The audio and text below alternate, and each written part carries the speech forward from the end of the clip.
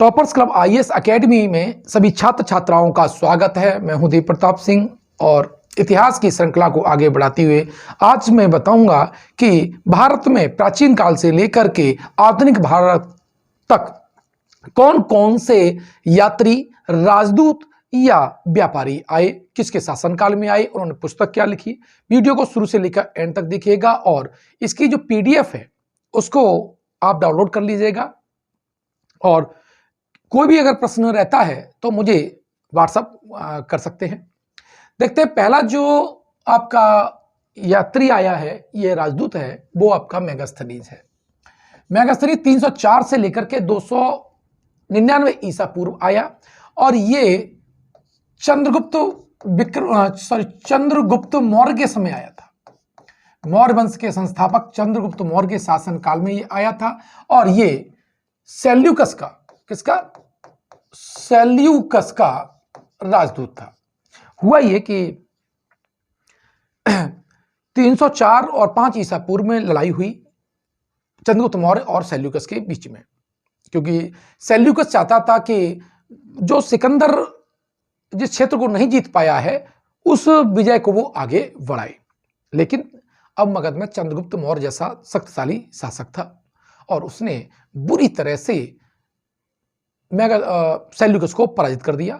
Seleucus ने अपनी बेटी की शादी चंद्रगुप्त मौर्य के साथ कर दी और अपना एक राजदूत कहां भेज दिया, उसकी राजधानी पाटलिपुत्रा में भेज दिया। तो यहां से बहुत महत्वपूर्ण है, इसका समय अक्सर पूछा जाता रहता है। इसकी जो पुस्तक है जिसके बारे में जिससे हमें भारतीय संस्कृति के बारे में बृहद जानकारी प्राप्त होती है, उस पुस्तक का नाम है इंडिका। इंडिका आज मूल रूप से उपलब्ध नहीं है, लेकिन बहुत से यूनानी विद्वानों ने इंडिका के से संदर्भ लेकर के अपनी पुस्तक लिखी। तो जो स्वानबेक थे, उन्होंने क्या किया, जिन जिन विद्वानों ने इंडिका के उद्धरण लिए थे, टॉपिक लिए थे, उन सारे टॉपिक को कलेक्ट किया और उसे प्रकाशित किया 1846 में। उस बंच को, उस कलेक्शन को जो मैक्रीडल महोदय हैं, उन्होंने 1891 में अंग्रेजी में इसको प्रकाशित किया। किसमें प्रकाशित किया? अंग्रेजी में इसको प्रकाशित किया था। अब इसमें क्या क्या जानकारी हमें प्राप्त होती है, इसके बारे में हम अध्ययन कर लेते हैं। सबसे पहली बात, इस पुस्तक में मौर्यों की राजधानी पाटलिपुत्र का उल्लेख है। पाटलिपुत्र को ये पॉलीब्रोथा कहता है। क्या कहता है? पॉलीब्रोथा कहता है। और जो बुद्धिस्ट स्कॉलर हैं वो कहते हैं कि पाटलिपुत्र का नाम पाली, यानी जो बुद्ध की जो भाषा थी, जनभाषा थी, पाली के नाम पर है, यानी पालीब्रोथा, यानी ब्रोथा मतलब बुद्ध और पाली मतलब यहाँ की लैंग्वेज। खैर, ये बुद्धिस्टों का अपना मत है। और ये यहाँ पर शासक का भी उल्लेख करता है, और वो शासक कौन है? वो आपका चंद्रगुप्त मौर्य है। ये चंद्रगुप्त मौर्य को सेंड्रोकोटस कहता है। क्या कहता है? सेंड्रोकोटस कहता है। ध्यान रखना, ये कई बार प्रश्न आया है और जो विभिन्न आयोग की परीक्षा के लिए महत्वपूर्ण हो जाता है कि चंद्रगुप्त मौर्य को यूनानी में क्या कहा जाता था? सेंड्रोकोटस कहा जाता था। इस सेंड्रोकोटस की पहचान सबसे पहले विलियम जोन्स ने की थी और विलियम जोन्स ने यह कहा कि जो सेंड्रोकोटस है ये भारतीय चंद्रगुप्त मौर्य का यूनानी नाम है। तो इस तरह से इस संदर्भ से कई बार प्रश्न पूछे हैं और मुझे आशा है कि आपने इस बात को समझा होगा। अब ये इंडिया शब्द का उल्लेख करता है। ध्यान रखिएगा, इंडिया शब्द का सबसे पहली बार जो उल्लेख है वो हेरोडोटस यानी इतिहास के पिता अपनी पुस्तक हिस्टोरिका में करते हैं। अगर राजदूतों की बात किया जाए तो इंडिका में भी इंडिया शब्द मिलता है जिसका प्रयोग मेगास्थनीज करता है।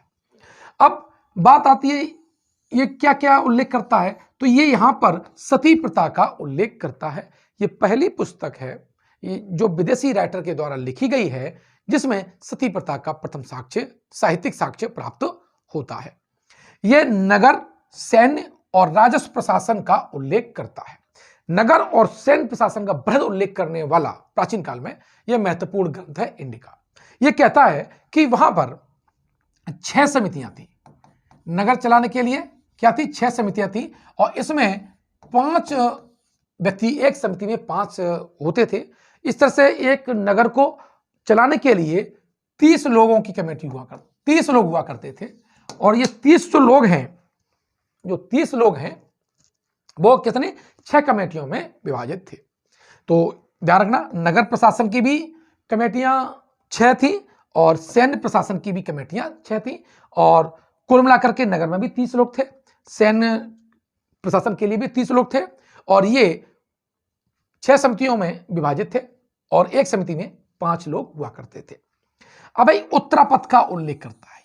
उत्तरापद की हम बात कर लेते हैं तो यहां पर आपको कुछ और महत्वपूर्ण जानकारी प्राप्त हो जाएगी। उत्तरापद को समझने से पहले भारत का आपको नक्शा समझना पड़ेगा, क्योंकि ये बहुत महत्वपूर्ण है। देखिए, ये जो आपका है, ये सोनार गांव था, आज बंगाल में है। सोनार गांव से लेकर के ये सिंध, कहां तक, सिंध, सिंध जो प्रांत है, जो अब वर्तमान में पाकिस्तान में, इस पूरे रास्ते का जो निर्माण है वो चंद्रगुप्त मौर्य ने किया था। इस बात का उल्लेख करने वाला पहला राजदूत, पहला व्यक्ति जो है वो आपका मेगस्थनीज है। यही मार्ग बाद में शेरशाह सूरी साफ सफाई कराता है, चौड़ा कराता है, पक्का कराता है, सराय बनवाता है, तब उसे शेरशाह सूरी मार्ग कहा जाता था और अंग्रेजों ने उसे जीटी रोड नाम दिया, ऑकलैंड महोदय ने। तो ये उत्तरापद ही आपका शेरशाह सूरी मार्ग था और वही जीटी रोड था। इसका उल्लेख कौन करेगा, मेगस्थनीज करेगा, और पुस्तक अपनी इंडिका में। यह दास प्रथा का क्या करता, उल्लेख नहीं करता। ध्यान रखना, यह दास प्रथा का उल्लेख नहीं करता, लेकिन यह बात उसकी गलत थोड़ी सिद्ध हो गई, क्योंकि वो जब यहां आया था तो जैसे यूनान में बुरी तरह से दासों के साथ व्यवहार किया जाता था, ऐसा भारत में नहीं होता था। इस परिप्रेक्ष्य में उसने सोचा कि यहां पर ये दास नहीं है, क्योंकि आके दास दासियों को राजा महाराजा, जो जमींदार जो वर्ग था, वो कपड़े और खाना वगैरह सारा उपलब्ध कराया करता था। इसीलिए यह दास प्रथा का उल्लेख नहीं करता है। लेकिन भारत में दास प्रथा थी, नारद ने भी दासों का उल्लेख किया है बौद्ध ग्रंथों में भी, और जो ब्राह्मण ग्रंथ हैं उनमें भी दास प्रथा का उल्लेख मिलता है। यह कहता है कि समाज में 7 वर्ग थे। क्या थे, 7 वर्ग थे। तो आज आपने सुना होगा, गांव में कह देते हैं कि 7 जाति खाना खाती हैं, जबकि जातियां तो ज्यादा रहती हैं, लेकिन बोलते क्या है, 7 जातियां।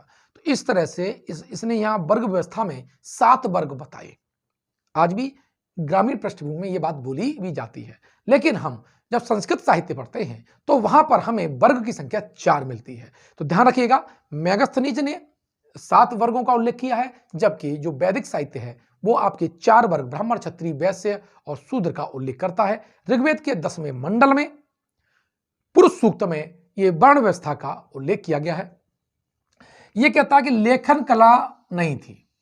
क्या थी, लेखन कला नहीं थी। तो ये बहुत महत्वपूर्ण आपका डेटा है, लेकिन भारत में लेखन कला का विकास हो चुका था। लेकिन ये जो एक महत्वपूर्ण जानकारी देता है वो क्या है, वो देता है पाटलिपुत्र का उल्लेख। और पाटलिपुत्र का उल्लेख के लिए आपको इसका डायग्राम बना करके नोट्स को तैयार करना चाहिए। यह कहता है कि ये 80 स्टेडिया, जो पाटलिपुत्र है वो क्या है, 80 स्टेडिया अर्थात 16 किलोमीटर।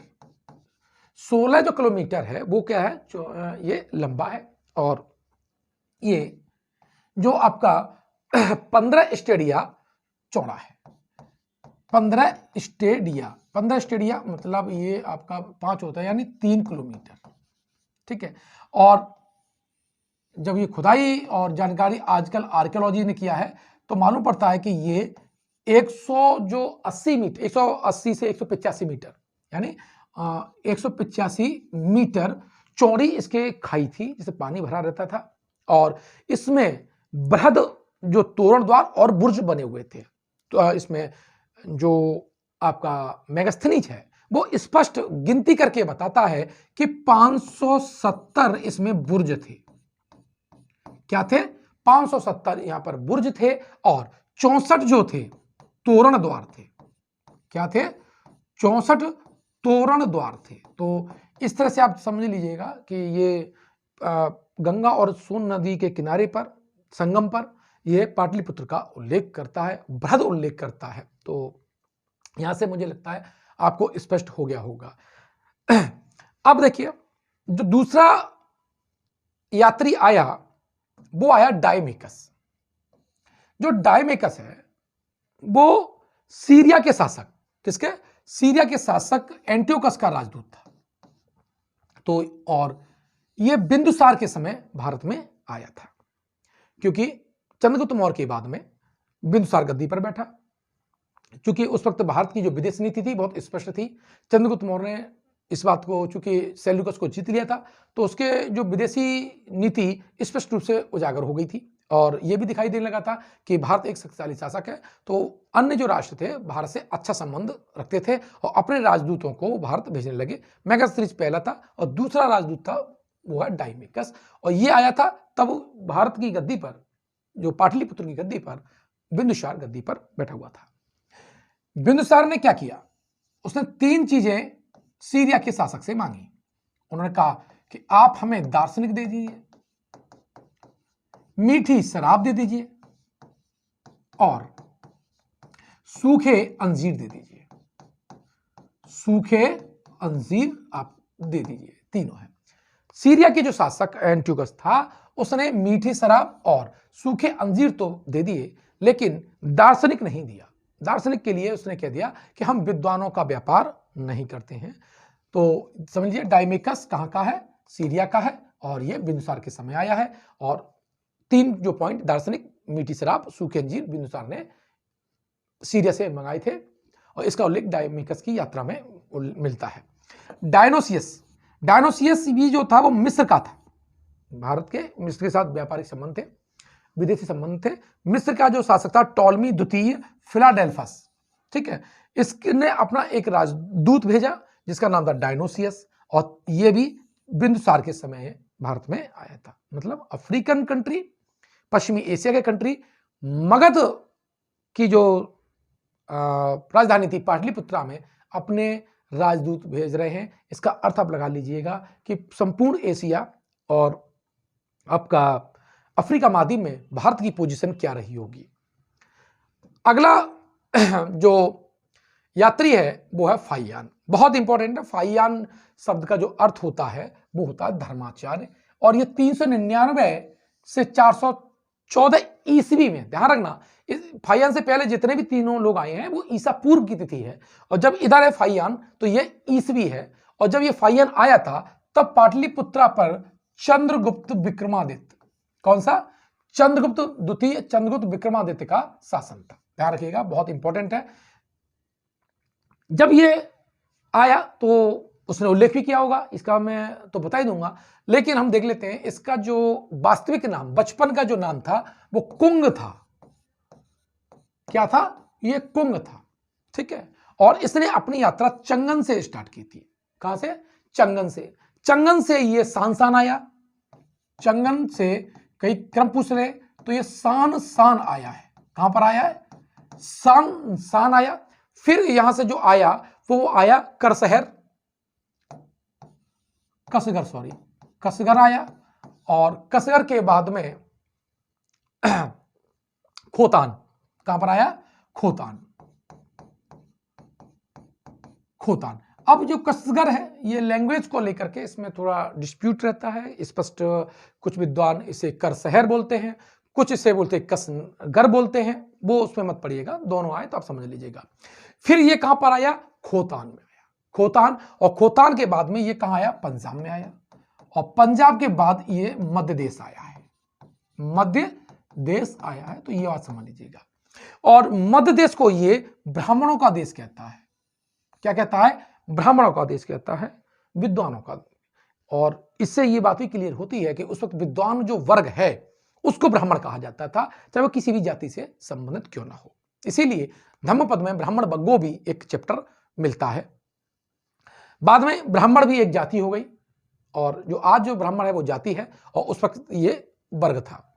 चंडालों का विस्तृत उल्लेख करने वाला ये प्रथम विदेशी है। ध्यान रखना, चंडाल जो अंत्यज कहे जाते थे गांव से बाहर रह जाते थे, उनका उल्लेख करने वाला ये पहला विदेशी है। साथ ही ये कौड़ियों का उल्लेख करता है, ये कहता है कि व्यापार में कौड़ी का उपयोग होता था। इससे ये मालूम पड़ता है कि गुप्त काल में अर्थव्यवस्था में पतन आना स्टार्ट हो गया था। नहीं तो जो स्वर्ण सिक्के सबसे ज्यादा जारी किए थे वो कौड़ियों का प्रयोग क्यों करेगा। तो इस बात से पुष्टि हो जाती है, क्योंकि जो गुप्त काल के सिक्के हैं सबसे ज्यादा सोने के सिक्के उन्होंने जरूर जारी किए, लेकिन शुद्धता के मामले में वो उतने खरे नहीं हैं जितना कि प्राचीन वाले थे। इससे ये मिलावट हुई उसमें सोने में, तो ये अर्थव्यवस्था के पतन का कारण यहाँ से निश्चित हो जाता है। और कौड़ियों का भी प्रयोग हो रहा था, इससे भी मालूम हो रहा था करेंसी में परिवर्तन आ रहा है, तो अर्थव्यवस्था के हालात ठीक नहीं रहे होंगे और वो कम होने लगी होगी। चंद्रगुप्त मौर्य के राजा प्रसाद का उल्लेख करता है। ये जो फाइयान आया था तो इसने पाटलिपुत्रा में जो चंद्रगुप्त मौर्य ने अपना जो राजमहल बनवाया था और अशोक ने उसे बाकायदा डेकोरेट कराया था, सोने से डेकोरेट कराया था, उसमें नक्काशी करवाई थी। तो इसका जो बृहद उल्लेख है वो फाइयान कहता है। अब वो कहता है कि इसे देवताओं के द्वारा निर्मित किया गया है, इतना सुंदर है, और पश्चिम में कोई भी, पश्चिम और वो जो चीन है, ऐसा सुंदर राजमहल किसी भी राजा का नहीं है। तो इससे आप समझ सकते हैं कि क्या कितना भव्य ये रहा होगा। जब ये 414 ईस्वी तक रहा है, तब तक सम्राट अशोक का राजमहल उसी रूम में मौजूद था। अब बात करते हैं ह्वेनसांग की। ह्वेनसांग यात्रियों का, तीर्थ यात्रियों का राजकुमार, 629 से 643 ईस्वी में, और ये हर्षवर्धन के शासनकाल में भारत आया था। तब अब राजधानी पाटलिपुत्रा से कहां गई थी, कन्नौज आ गई थी। हर्षवर्धन कन्नौज के शासक थे। ये वहां उनके दरबार में भी रहा, वहां की जो धर्म सभा हुई वहां की इसने अध्यक्षता की थी। इसे तीर्थ यात्री का राजकुमार कहा जाता है, साथ ही इसे शाक्य मुनि भी कहा जाता है। अगर पूछ ले कि किसी यात्री को शाक्य मुनि कहा जाता है, बौद्ध धर्म से प्रभावित था, अध्ययन के लिए ये भारत की भूमि की तरफ आया। और वो कहता भी है कि अगला अगर जन्म कहीं होता है तो मेरा जन्म बुद्ध के देश भारत में होना चाहिए। ये भारत को इंटू कहता है, इंटू, ठीक है। तो अब देखिए, इसकी जो पुस्तक है वो है सीयू की। क्या है? इसकी पुस्तक है सीयू की है। ये हर्ष को फी से कहता है और उसे उपाधि देता है, वो है शिलादित्य। ये हर्ष को शिलादित्य की उपाधि देता है। शूद्रों को इसने कृषक कहा था। ध्यान रखना, ये बहुत महत्वपूर्ण डेटा है कि शूद्रों को कृषक किसने कहा, तो आपका ह्वेनसांग आ जाएगा। नालंदा का ये उल्लेख करता है, नालंदा विश्वविद्यालय का उल्लेख करने वाला पहला यात्री है। ये वहां फिर रहा भी था और वहां के जो टेस्ट है, परीक्षा है, वहां की पुस्तकालय है, उसका बृहद उल्लेख करता है ये। और ये कहता है कि वहां 100 गांव का जो राजस्व है वो हर्षवर्धन ने इसको चलाने के लिए डोनेट कर दिया था। ये घंटी का यंत्र, रहट, यानी सिंचाई व्यवस्था के लिए जो रहट का प्रयोग करते हैं, इसका भी ये उल्लेख करता है। और ये कहता है जो घोड़े हैं वो अरब, ईरान और कंबोज से आते हैं। कहां से आते हैं? घोड़े अरब, ईरान और कंबोज से आते हैं। ये जो वर्णन है वो ह्वेनसांग का वर्णन है। तो ये मुझे लगता है कि आपने इस बात को समझा होगा, नोट किया होगा। अब देखो, ये महामोक्ष परिषद का उल्लेख करता है कि ये महामोक्ष परिषद प्रयाग और कन्नौज में होती थी। यही बाद में जाकर के कर्मठ हो गई, जो प्रयाग वाली थी, क्योंकि प्रयाग में बहुत ज्यादा लोग आते थे, और ये कुंभ में कर्मठ हो गई। कुंभ, इससे पहले जो प्रयाग के संगम पर, इस डेटा से पहले किसी भी कुंभ का, किसी भी आयोजन का वहां उल्लेख हमें भारतीय इतिहास की किसी पुस्तक में नहीं मिलता है। तो इसलिए कहा जाता है कि यही जो धर्मसभा प्रयाग और कन्नौज में होती थी, प्रयाग में बड़ी रूप में कुंभ के रूप में परिवर्तित हो गई, और फिर कुंभ की यही यात्रा 4 नगरों तक गई। अब देखते हैं इत्सिंग। इत्सिंग जो आया वो 671 से 695 ईस्वी में भारत में आया था, और ये बौद्ध धर्म के अध्ययन के लिए आया, और 10 साल ये नालंदा में भी रहा। 10 साल जो नालंदा विश्वविद्यालय है, जिसे बख्तियार खिलजी और यहाँ के जो हिंदू शासक थे, दोनों ने मिलकर के समय समय पर लूटते रहे, नष्ट करते रहे। तो ये जब यहां पर आया तो थोड़ा नालंदा डिस्टर्ब अवस्था में था, लेकिन आय के मामले में ये कहता है कि 200 गांव, जो 200 जो गांव हैं उसका जो राजस्व है वो नालंदा को आता था चलाने के लिए। ध्यान रखिएगा, ह्वेनसांग ने 100 गांव का उल्लेख किया है और इत्सिंग कहता है 200 गांव का है। तो ये जो मॉडर्न हिस्टोरियन कहते हैं कि पता ना आने लगा था इत्सिंग ने, मैंने इत्सिंग की पूरी पुस्तक पढ़ी है। जितने भी बौद्ध और यहाँ पर जो यात्री आए हैं उनकी मूल टेक्स्ट में मुझे तो कहीं नहीं मिला कि ये नालंदा के पतन की बात करता है। खैर, इसने एक पुस्तक लिखी, प्रसिद्ध बौद्ध भिक्षुओं की आत्मकथाएं। ये कई बार प्रश्न आया है कि प्रसिद्ध बौद्ध भिक्षुओं की आत्मकथाएं किस यात्री ने लिखी है, तो ये इत्सिंग की है। ये यहाँ के सामाजिक धार्मिक जीवन के बारे में बृहद उल्लेख करता है और ये भारत में कागज का प्रयोग लोग करते थे। ध्यान रखना, कागज का जो प्रयोग है वो नालंदा में होने लगा था और यह कहता है कि भारत के जो लोग हैं वो कागज का प्रयोग करते हैं और कागज का प्रयोग का साक्ष्य देने वाला जो पहला यात्री है, पहला जो व्यक्ति है वो कौन है, वो आपका इत्सिंग है। ये कहता है इसने भारत और मलाया जो प्रायद्वीप है उनमें बौद्ध धर्म के प्रचार प्रसार का विवरण अपनी पुस्तक में दिया है। वो उसकी जो पुस्तक है उसका नाम है भारत एवं मलय द्वीप पुंज में प्रचलित बौद्ध धर्म का विवरण। इस नाम से इसने पुस्तक लिखी है। तो मैंने आपको यहां बताया कि प्रसिद्ध बौद्ध भिक्षुओं की आत्मकथाएं इसकी पुस्तक है। सामाजिक धार्मिक जीवन के बारे में इसने लिखा है, कागज का ये उल्लेख करता है और साथ ही ये अपने साथ यहां से ट्रांसलेट करके लेके गया था। तो नालंदा उस वक्त महायान का केंद्र था, संस्कृत में ज्यादा ग्रंथ लिखे जाने लगे थे। ये बात आपको बहुत महत्वपूर्ण समझ लेनी चाहिए कि ये जब गया तो 5 लाख बौद्ध श्लोक लेके गया। ये बहुत बड़ा महत्वपूर्ण डेटा है। अपनी पुस्तक में ये जिक्र करता है, यात्रा विवरण में ये जिक्र करता है कि मैं 5 लाख श्लोक मैं लिख करके ट्रांसलेट करके चीन गया हूं। तो इस तरह से प्राचीन भारत के जो यात्री थे वो मैंने आपको बताए। अब मैं मुस्लिम यात्रियों की उल्लेख करता हूं और आशा है कि आप इस बात को नोट कर रहे होंगे। तो अब आप जो इसका टॉपिक नंबर 2 डाल सकते हैं कि भारत में आने वाले मध्यकालीन भारत में आने वाले तीर्थ यात्री राजदूत। चलिए उसे मिलते हैं। देखिए, अब जो यात्री आया वो आया सुलेमान। ये 857 ईस्वी में आया था और ये अरब से आया था। ध्यान रखना, कहां से आया है, अरब देश से आया है। इसने बेबीलोन, चीन, यूनान और बल्लहर, ये उस वक्त 4 बड़े शासकों का उल्लेख करता है, जिसमें कहां का, बेबीलोन का शासक, चीन का शासक, यूनान का शासक और बल्लहर के राजाओं का उल्लेख करता है। ये बल्लहर जो है इसका संबंध ये बल्लहर का राष्ट्रकूट नरेश बल्लभ राय से बिठाया जाता है कि इसने राष्ट्रकूट जो नरेश बल्लभ राय था उसको ही बल्लहर कहा था। यह भी सती प्रथा का उल्लेख करता है। ध्यान रखना, सती प्रथा का जो उल्लेख है पुरातात्विक रूप से 510 ईस्वी में एरन अभिलेख से मिलता है। एरन अभिलेख से मिलता है।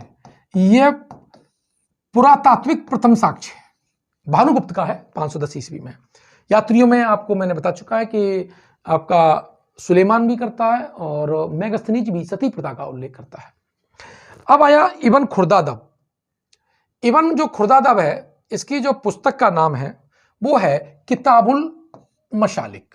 ये 864 ईस्वी में भारत में आया। इसने क्षत्रियों की 2 वर्गों का उल्लेख किया है, एक है सबू कफरिया और एक है कतरिया। कतरिया वो होते थे जो साधारण क्षत्रिय होते थे और जो राजे रजवाड़े से संबंधित होते थे उन्हें राजवंशी सामंत कहा जाता था और उन्हें इसने सबू कफरिया नाम दिया है। अब आता है अल मसूदी 957 ईस्वी में। कौन सा?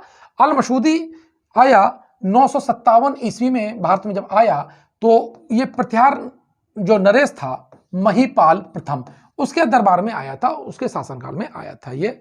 और ये गुर्जर प्रत्यार को अल गुर्जर कहता था। ये जो गुर्जर प्रत्यार थे उन्हें अल गुर्जर कहता था और राजा को कहता था बौरा। क्या कहता था? राजा को बौरा कहता था। ये कई बार रिपीट क्वेश्चन हुआ है। इसने महजूल जहाब पुस्तक भी लिखी है। कौन सी? महजूल जहाब पुस्तक लिखी है। इसकी पुस्तक का नाम क्या है? महजूल जहाब। पूछी जा सकती है। अगला पॉइंट हम करते हैं तो अलबर्नी भैया बहुत इंपॉर्टेंट, सोमनाथ पर आक्रमण जब 1025 में महमूद गजनवी ने किया था तब ये उसके साथ भारत में आया था। 1024 से लेकर 1030 ईस्वी के बीच में ये भारत की सीमा में रहता है, यहाँ के बारे में अध्ययन करता है, भाषा सीखता है और भारत के बारे में विवरण लिखता है। इसका जो वास्तविक नाम था वो अबू रेहान था। सोमनाथ आक्रमण के समय महमूद गजनवी के साथ ये भारत आया था। इसकी पुस्तक का नाम है तहकीके हिंद, इसी को हम किताबुल हिंद भी कहते हैं, किताबुल हिंद भी कहा जाता है। यह कहता है कि मृत्युदंड, अपनी इस पुस्तक में कहता है कि जो ब्राह्मण हैं उन्हें मृत्युदंड नहीं दिया जा सकता था। पुराणों का अध्ययन करने वाला यह पहला मुस्लिम है। शूद्रों की सबसे बड़ी सूची इसने दी है। ध्यान रखना, यह दीपावली का उल्लेख करता है, लेकिन ये जो वर्तमान दीपावली है इसका उल्लेख नहीं करता। सॉरी, मैंने गलत बोल दिया, ये राम कथा का तो उल्लेख करता है, लेकिन दिवाली में राम की पूजा होती है इसका उल्लेख नहीं करता है। और ये कहता है कि दिवाली में जो पूजा होती है वो राजा बलि और लक्ष्मी की पूजा होती है। ध्यान रखना, बहुत महत्वपूर्ण डेटा है।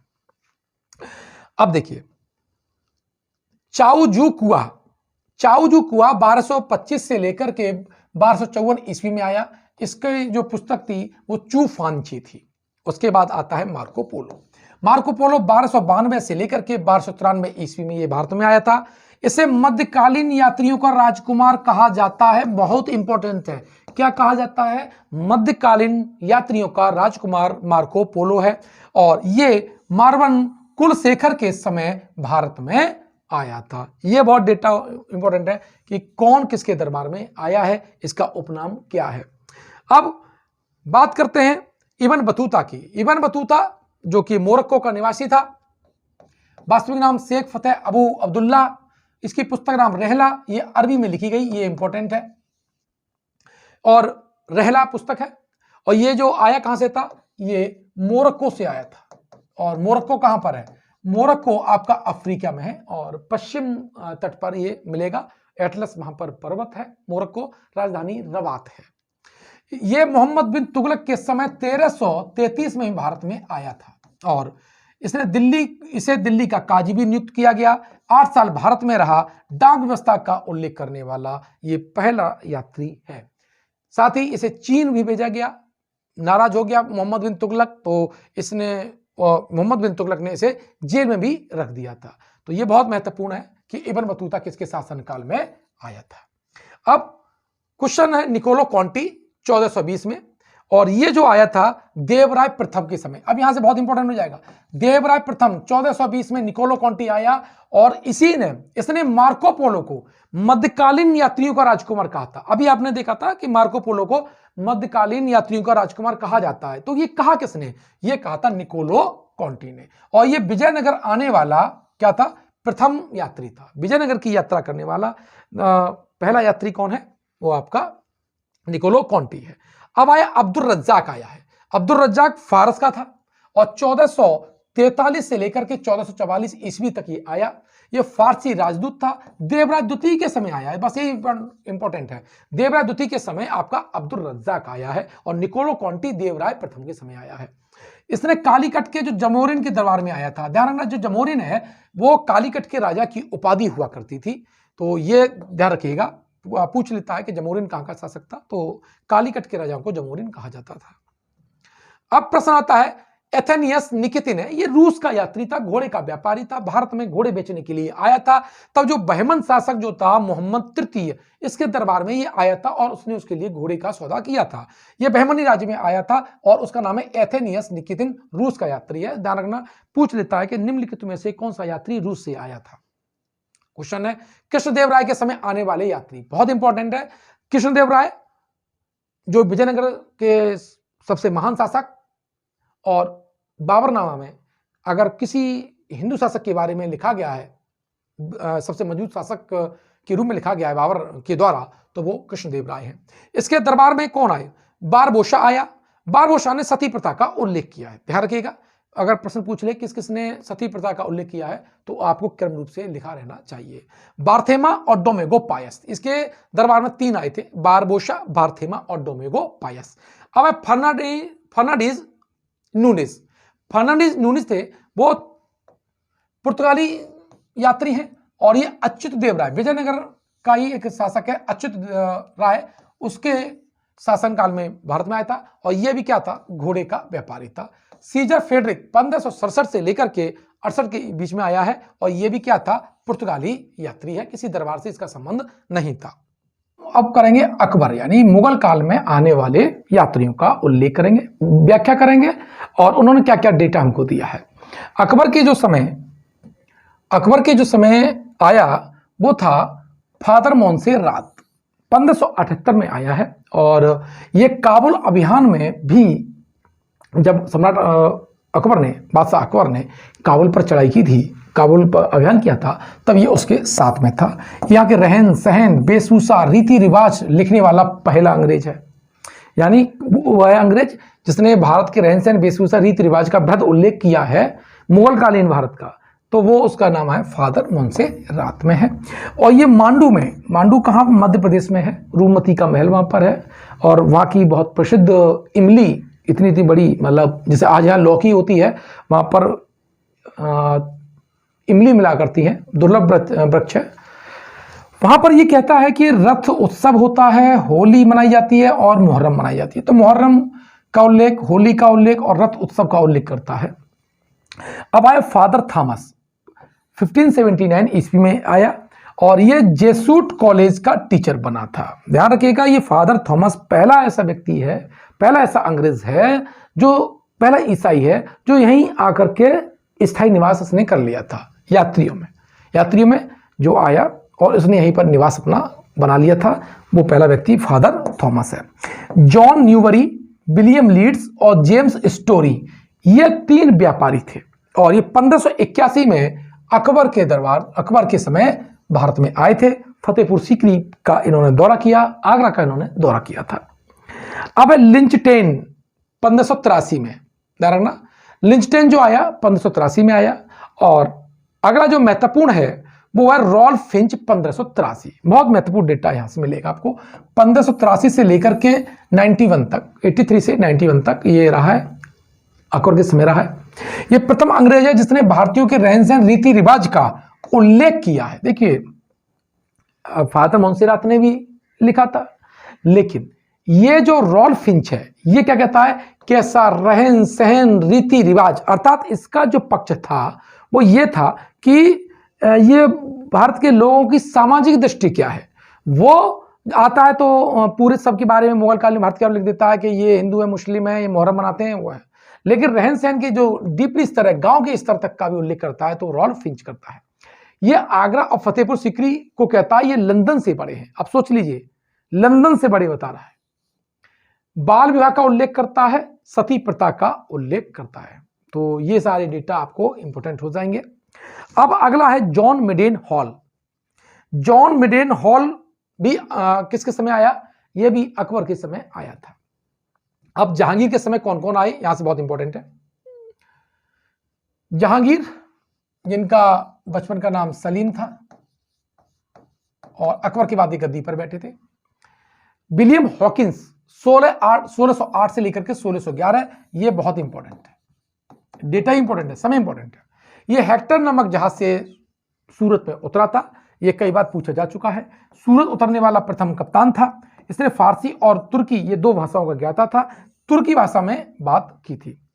इसे जहांगीर ने इंग्लिश खान की उपाधि दी थी। ध्यान रखना, बहुत आता है, इंग्लिश खान की उपाधि किसने दी थी। इसको फिरंगी खां भी कहते हैं, फिरंगी खां भी कहते हैं। और इसे 400 का मनसब जहांगीर ने दिया था, यानी 400 का मनसब, और फिरंगी खां, इंग्लिश खां की उपाधि दी थी। कई बार प्रश्न में पूछा जा चुका है। अब देखो, विलियम फिंच, देखना वो रॉल्फ फिंच था, ये विलियम फिंच है, ये 1608 में आया है और इसने अनारकली का उल्लेख किया है। अनारकली का जो मकबरा है वो आपका लाहौर में है। वो कृत्रिम उसमें अनारकली दफनाई नहीं गई थी, एक कृत्रिम रूप से जहांगीर ने कब्र बनवाई थी? तो पूछ सकता है कि कहां पर है, तो लाहौर में है अनारकली का, और अनारकली का उल्लेख करने वाला एकमात्र अंग्रेज है। जॉन जोर्दा 1608 से 17, निकोलस डाउनटन 1608 में आया था, और इसने अजमेर को अद्भुत शहर कहा है। निकोलस डाउटन ने क्या कहा? अजमेर को अद्भुत शहर कहा है। फिर निकोलस विथिंगटन 1612 से लेकर के 1616 तक आया। थॉमस कोयट 1612 से लेकर के 1617 में आए हैं, इस जहांगीर के समय में आए हैं। जो थॉमस कोयट हैं, ये झरोका दर्शन, तुलादान और मीना बाजार का उल्लेख करते हैं। ये पूछ ले कि किसने झरोका दर्शन, तुलादान और मीना बाजार का उल्लेख किया है, तो उसका आंसर थॉमस कोयट है। पॉल केनिंग 1612 में आया था, ये व्यापारी था। विलियम एडवर्ड 1615 ईस्वी में आया। लेकिन अगला जो महत्वपूर्ण है वो है टॉमस रो। ये 1615 से 1619 के बीच, ईस्वी के बीच में भारत में रहा है।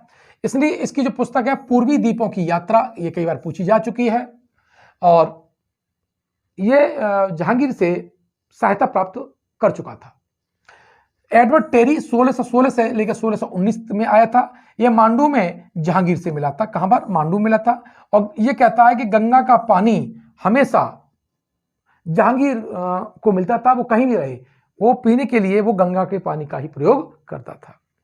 फिर फ्रांसिस्को पल्सॉर्ट, पियत्रा देला वाले और जॉन डी लायट, ये तीन और जहांगीर के समय आए हैं। कौन कौन से? फ्रांसिस्को पल्सॉर्ट 1620 से 1620 में सॉरी, और पियत्रा देला वाले 1623 से 1626, और जॉन डी लॉयट 1626 में। ये जो हैं ये किसके? जहांगीर के समय आई हैं। तो आपको सारे क्रम याद होने चाहिए। अब शाहजहां के समय आने वाले यात्री कौन कौन थे? तो शाहजहां के समय पीटर मुंडी आया था, और ये उसके समय जो अकाल पड़ा था उसका उल्लेख करता है। ट्रेवनियर आया था। ट्रेवनियर ने एक पुस्तक लिखी, वो है ट्रेवल्स इन इंडिया, ठीक है। और ये पेशे से क्या था? जौहरी था। क्या था? पेशे से जौहरी था। अगला जो पॉइंट है वो निकोलो मनुची, ये इटली का यात्री था, और 1653 से 1708 तक ये रहा। इसकी पुस्तक है stereo D Mughal, most important है, कई बार प्रश्न पूछा जा चुका है इसका। इस पुस्तक को 17वीं सदी का भारत का दर्पण कहा जाता है। क्या कहा जाता है? भारत का दर्पण। भारत का दर्पण कहा जाता है 17वीं सदी में। दारा सिकोह का ये तोपची था, और बाद में ये जब दारा सिकोह का पतन हो गया, तो जब औरंगजेब ने दारा सिकोह को हरा दिया और उसे मार दिया, तो उसके बाद इसने अपना पेशा बदल दिया। अब तोपची से क्या बन गया था? ये चिकित्सक बन गया था। तो ये कई बार प्रश्न आया है कि कौन सा ऐसा यात्री था जो पहले तोपची था और बाद में वो चिकित्सक बन गया था। फ्रांसिस बर्नियर 1656 से लेकर 1717 में आया है। यह भी क्या था? चिकित्सक था, और इसकी जो पुस्तक का नाम है travels in the Mughal empire. इसके बाद में औरंगजेब की समय बात कर लेते हैं। 3 थेवेनॉट, औरंगजेब के समय जो आए हैं वो कौन है? थेवेनॉट, गोमिल करेरी और फ्रायर। ये जो 3 तो आए वो किसके आए? औरंगजेब के समय आए। इस तरह से मैंने आपको बृहद रूप से, विस्तृत रूप से लगभग जो यात्री आए हैं उनकी सूची मैंने आपको प्रोवाइड कर दी है, प्राचीन काल से लेकर के आपके मॉडर्न हिस्ट्री तक में, ठीक है। अब आपको क्या करना है? अगर आपको वीडियो अच्छा लगता है, तो इसका मैटर अच्छा लगता है, तो आप हमारे जो यूपीपीसीएस और आरओ और एआरओ, ठीक है, ये बैच अगर ज्वाइन करना चाहते हैं तो आप ज्वाइन कर लीजिए, और डिस्क्रिप्शन बॉक्स में उसकी लिंक दे रखी है। अगर आप यूपीपीसीएस में जाएंगे या आरओ एआरओ में जाएंगे, तो वहाँ पर आपको टेस्ट और सारे डेटा आपको उपलब्ध रहेंगे, सारी क्लास उपलब्ध रहेंगी। और ध्यान रखिएगा, हम धीमे धीमे आपको सारे जो वीडियो है वो प्रोवाइड कराएंगे, इकट्ठे वीडियो प्रोवाइड नहीं कराएंगे। टॉपिक वाइज टॉपिक प्रतिदिन आपको वीडियो मिलते रहेंगे। धन्यवाद।